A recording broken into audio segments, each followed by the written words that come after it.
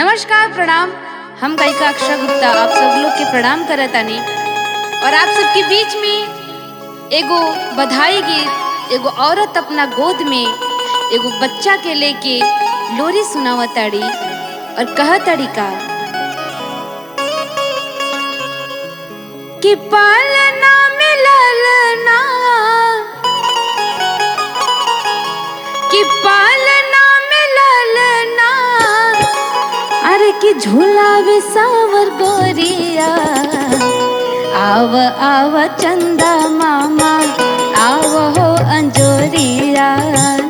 आव आव चंदा मामा, आव हो अंजोरिया। पालना में ललना, पालना में ललना, पालना में ललना, झूलावे सावर गोरिया।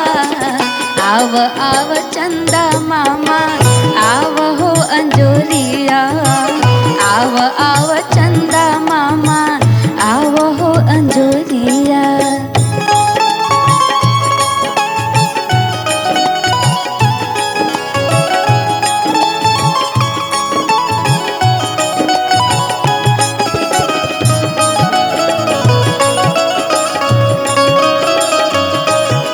वाह क्या बात है।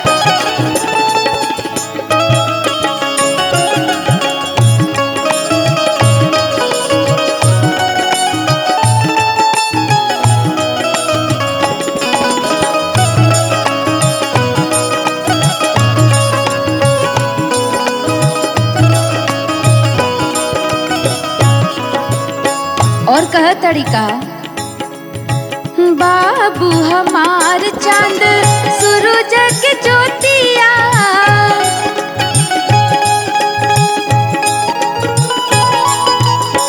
हम हो लुटाइब हीरा और मोतिया।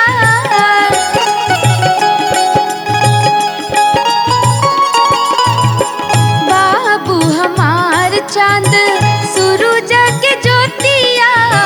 हम हो लुटाइब हीरा और मोतिया। लावे नाही कोई मोरा, लावे नाही कोई मोरा, लावे नाही कोई मोरा बाबू के नजरिया। आव आव चंदा मामा, आव हो अंजोरिया। आव आव चंदा मामा, आव हो अंजोरिया।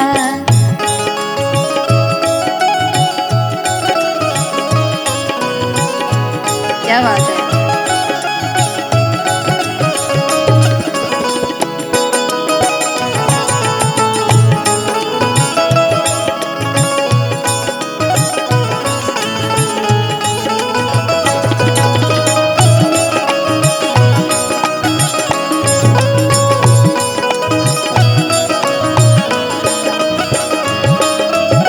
और आगे कोना भाव से कहताड़ी औरत, बाबू हमार कीता होई है पहलवानवा।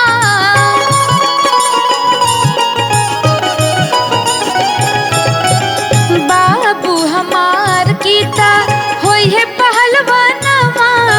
नाही त होई है ई देश के जवानवा। और का कहताड़ी, दुश्मन के घेरी है, दुश्मन के घेरी है, दुश्मन के घेरी है जैसे बदरिया। आव आव चंदा मामा, आव हो अंजोरिया।